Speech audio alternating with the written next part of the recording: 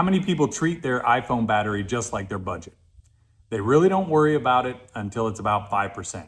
Then they start shutting everything down, closing all the apps, put it on low power mode, airplane mode, whatever it is, and it's an emergency. They've got to find an outlet to get that power. I think most people treat their budget like that. They don't look at it until they have to. And then when they plug it in, it gets charged, you get a payday. You don't do it again until it's down to 5% again. I think one of the things that's helped me out for a long time is where I came from and making sure that I act like my budget is on low power mode. I learned a long time ago that young people trade their time for money and older people trade their money for time. If you act like you have both when you're young, you're probably not going to have either when you're old. So you have to do them in order. It's almost one of those casino rules that you don't know about, that you have to play by, or they keep you in the cycle and it just keeps going. So today we're going to be talking about the system and the processes that I put in place to help support this in practicality, in life, and to get to where I'm at. To start off, there are 3 enemies of the financial state from a strategic perspective that you've got to recognize. Almost all the times that I screwed up, like the 1,000 or 2,000 times that I screwed up my budget, it was one of these 3, not the math. The first one is inconsistency. So starting anything new sucks. Like, it's hard. You have to build that muscle memory. You have to build the systems and the habits to get to where you want to go. So you can't do all the pre-work that we've done in episode 1 through 3 and then not execute. So making sure you do a weekly check-in, maybe 15 minutes, nothing crazy, and just really double down and go back to, am I doing what I said I was going to do based on the goals that I have? The second enemy is impulse. This is the home of girl math. Need I say more? Tool math, man math, whatever math you can throw out there, like, that's where it lives. And then how do you justify it? Like, what are the excuses? Oh, I earned it. I work hard. Well, you spend money too, honey. Or it's not fair, right? Like, all of those things may be true for everyone, but it doesn't change the fact that it wasn't in the budget. They're just excuses. So what I did was I implemented a 24-hour rule. If you see something that you want, it's not in the budget, you go back and you look at the budget. Can you change it to one of your rewards for a goal that you have? Or maybe you didn't want it after 24 hours because it's emotion-based. It's in the moment. And when you go back, you realize that it doesn't align with your goals and it's not where you need to be if you want to get to where you want to go. The third enemy might seem a little crazy, but it's a reality.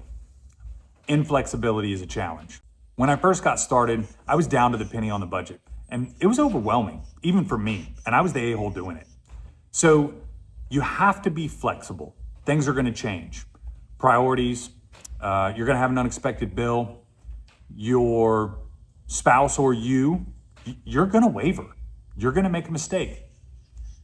When it comes to this, you got 72 hours. So you have 72 hours to get back in line, get over the emotions, the feels, and all that, and keep moving. If you wait longer than 72 hours, that's when the, screw it, this isn't going to work for me mentality starts kicking in. So for me personally, I give myself 5 minutes to be mad at anything, and I'm not perfect at it. I'm really trying to get to that 5 minutes, but I have 5 minutes to be upset, mad, to feel all the feels and to sit with it. And then after 5 minutes, I've got to act. I have to have a way to move forward and to solve the challenge. I know this is not going to be a liked part of the video, but we have to have this conversation. We got to talk about conveniences, because if you watched any of the ramp up videos for the first episode of DDOF, I did one on the economy, and we talked about how housing, energy, insurance, all the necessities are way more expensive and have been inflated way beyond what the entertainment and the conveniences have been. And that's a cause for concern. And I say that because that's the outlet for most people. Like those are their guilty pleasures. The challenge is that's where you're going to find all of your quote unquote leftover money after your necessities. So we've got to take a look at it.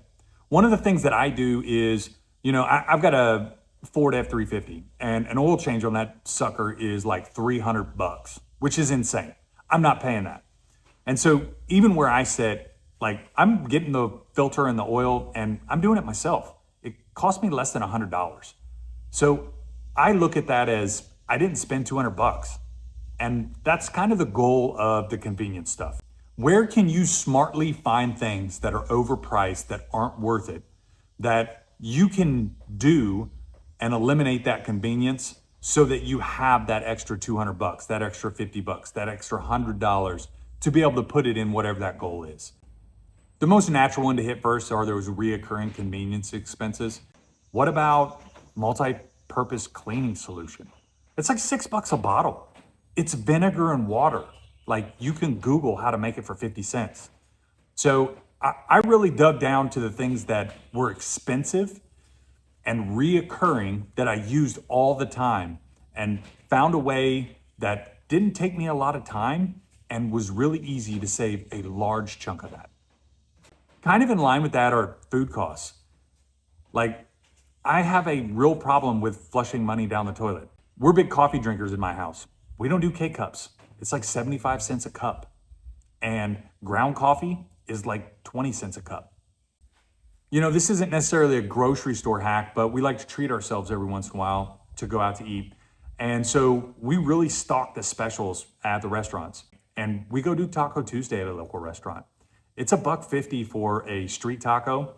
And for a family of 5, like that's really good, even if they want 4 tacos a piece. Everybody gets water and we bring Uno and we have an Uno showdown. The things you do every day is how your kids see you spending money and the principles and values that they finally adopt. So minimizing the conveniences and knowing that there's a calculation to what you'll pay for and what you won't pay for, I think is pretty valuable when it comes to the example you're setting for your kids. So for example, we talked about the eating out and the Taco Tuesday. Another thing since the kids were young that I always did was when we'd walk into a store, like we weren't looking at anything until we talked to Aunt Sally and Uncle Clarence. And Aunt Sally was the sale rack and Uncle Clarence was the clearance rack. We go there, look to see if there's anything we need. We have. Sometimes there was, sometimes there wasn't. But that was the first stop because value mattered more than the flash bling bling blang. This is like the mega don't want to talk about episode. The next thing that we need to talk about is discipline. Like, how did you get it? How did I get it? Like, what's the formula? Because you don't want to do it. Your brain is wired away to like the way you're doing things now, but it's not working for you. So I think the first tip that I would offer is discipline is not something you're born with. It's not a trait. It is literally what you do, and it's a system. And so you have to start off small and you have to build that muscle. The best way to do that for me was don't implement everything all at once. Like write down all your grand schemes and your ideas and everything you want to achieve with this budget, right? But do it little by little. So small wins are first. Set up only 2 goals. One is your emergency fund, and the second is something everyone can get behind, like a vacation or a new TV or whatever it is. And just implement that and get that down for a month or 2. Like make sure it's good and that it sticks. And then keep increasing as you go. Something I would start off from the get-go is automating everything. If you have bills, the first 2 goals that you have, automate it. Like don't leave it to yourself. Take yourself out of the scenario, pimp yourself, and don't let you have the chance to have an emotional or a weak moment when it comes to where your money's going. One of the first things that I would do is I would eliminate all the high inflation or convenience cost things or places. That would include any of those food delivery places, convenience stores. Like you pay a premium at a gas station for a reason. So make sure you get what you need when you go to the grocery store. There's a lot of things that I did in the realm of savings that really helped me out. So I kind of gamified the whole system. I opened multiple savings accounts. Then I would put a goal assigned as the name for each one of those savings accounts. And for the emergency fund, like my goal really was to get a high yield savings account to move all that money in there, because high yield savings accounts pay like 3.5%, 5%, depending on what you get. So that was really a nice goal that I wanted to reach so that I could afford that. I think most minimums are between $2,500 and $5,000. Great place to stash an emergency fund. The next thing I did was I would look at the percentages of my monthly income, not annual income, and I would see what percentage I was saving. My goal over time was to increase a percentage or two every year.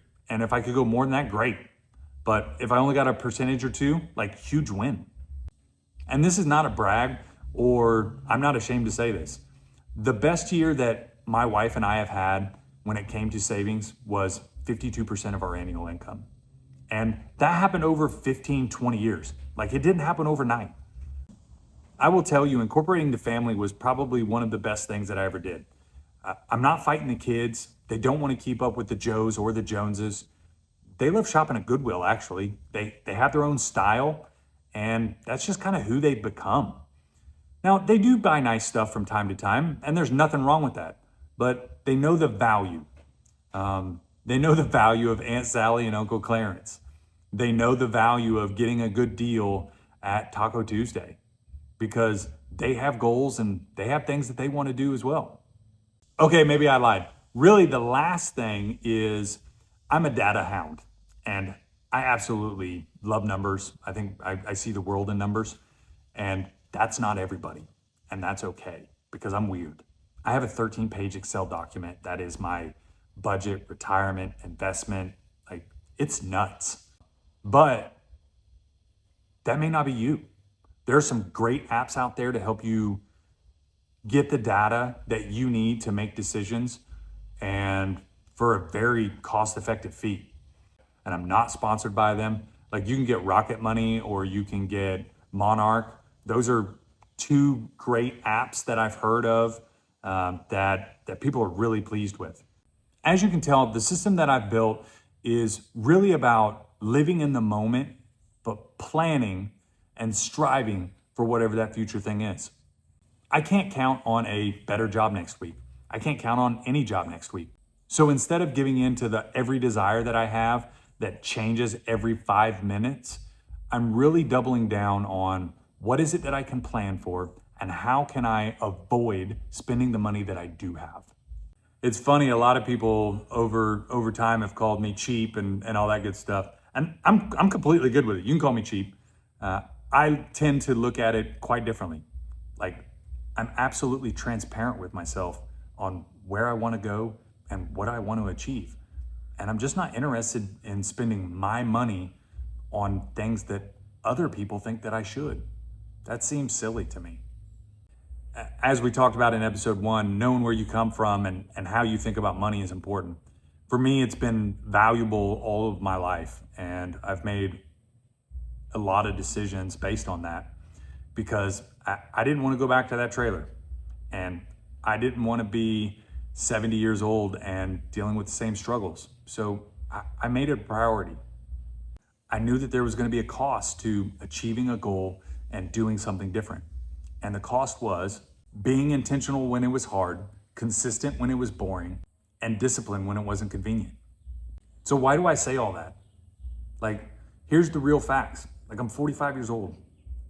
I don't have the same financial worries that I had when I was younger, whether it was 10, 20, or 30.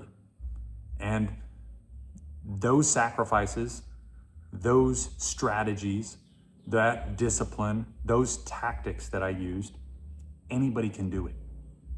You just have to get real and honest with yourself, because it's all achievable. At the end of the day, I'd like to think that I turned survival into strategy, and maybe one day it'll turn into legacy. I want to say thanks to everybody who made it through all 4 episodes of the Financial Budgeting Give Back series. I know I might get a little flack for it being a little long and drawn out, but I really think that that's what was needed for people to get it who really seriously want to get their finances and their budget under control. If you could do me a favor, if you haven't liked, subscribed, watched any of the episodes of Doubling Down on Freedom, whether it's on Facebook or YouTube, look, that's the best way to support us, and we really appreciate it. And if you haven't already told yourself this week, do me a favor, make the day you deserve. I'd literally buy borax, stop those pit stops, and don't do those pit stops.